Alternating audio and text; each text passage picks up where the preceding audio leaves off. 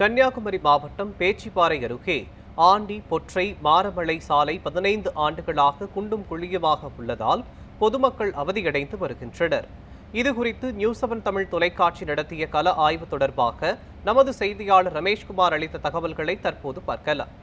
கன்னியாகுமரி மாவட்டத்தில் பல்வேறு பகுதிகளில் கிராமப்புற சாலைகள் என்பது மிகப்பெரிய அளவில் சேதமடைந்தே காண முடிகிறது.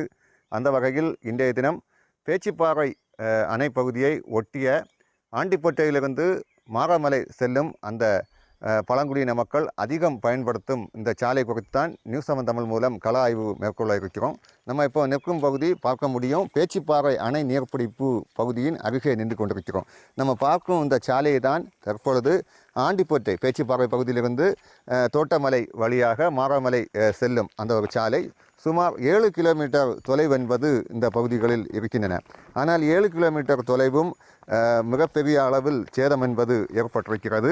சுமார் 15 ஆண்டுகளாக இந்த சாலை என்பது சேதமடைந்து இருந்தும் அதிகாரிகள் நடவடிக்கை எடுக்கப்படாமல் தற்பொழுதும் அந்த சேதமடைந்திருக்கும் காட்சியை தான் பார்க்க முடிகிறது. பல பகுதிகளில் துண்டு துண்டாக சிறு சிறு சாலைகள் என்பது அங்கங்கே புனரமைக்கப்பட்டிருந்தாலும் பெரும்பாலான பகுதிகளில் மிகப்பெரிய அளவில் குண்டும் குழியுமாக காட்சியளிக்கின்றன.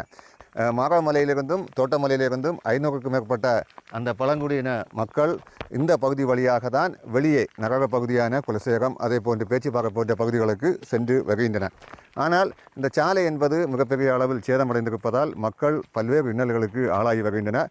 அத்தியாவசிய தேவைகளுக்கு கூட சில வேளைகளில் வெளியே செல்ல முடியாத ஒரு நிலைக்கு தள்ளப்படுகின்றன. நம்ம இந்த பகுதியை சார்ந்த முன்னாள் ஊராட்சி தலைவர் தேவதாஸ் இணைகிறாங்க, அவங்கள்ட்ட கேட்கலாம். சார் வணக்கம், இதுக்கு முன்னாடி மனுக்கள் கொடுத்துருக்கீங்களா, என்ன சொன்னாங்க? அதாவது இந்த பேச்சிப்பாறை ஆண்டிப்பட்டி முதல் மாராமலை செல்லும் சாலையை பொறுத்த வரைக்கும் 10-15 ஆண்டுகளாக இந்த மக்கள் சார்பாக கோரிக்கை வைக்கப்பட்டிருந்தது. ஆனால் இதுவரைக்கும் அந்த சாலையானது செப்பனிடப்படாத ஒரு நிலையில் மக்கள் அவலப்பட்டு கொண்டிருக்கிறார் என்பதுதான் உண்மை. ஆனால் சென்ற வருடங்கள் கூட நான் ஊராட்சி தலைவராக இருந்து கொண்டு இருக்கும் பொழுது அதுக்கென்று தனி ப்ரொபோசல் அனுப்பப்பட்டும் இதுவரைக்கும் அரசிலிருந்து எந்த நடவடிக்கை எடுக்கலை என்பது தான் என்னுடைய உண்மையான நிலை. ஆகவே அரசானது உரிய நடவடிக்கை உடனே எடுத்து சாலை செப்பனிட்டு இந்த மக்களுடைய நலனை கருத்தில் கொள்ள வேண்டும் என்பதுதான் என்னுடைய வேண்டுகோள்.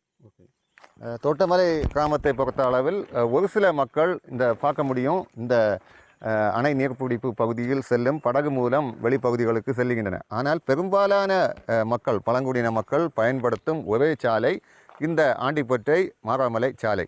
இந்த சாலை நீண்ட வருடங்களாக புனரமைக்கப்படாமல் சேதமடைந்திருக்கும் இந்த நிலையில் பழங்குடியின மக்கள் மிகப்பெரிய ஒரு பாதிப்புக்குள் ஆளாகியிருக்கின்றனர். எனவே மாவட்ட நிர்வாகமும் தமிழ்நாடு அரசும் உடனே நடவடிக்கை எடுத்து இந்த பகுதியில் சாலை வசதி ஏற்படுத்தி கொடுக்க வேண்டும் என்பதே இந்த பழங்குடியின மக்களின் கோரிக்கையாக எழுந்திருக்கிறது.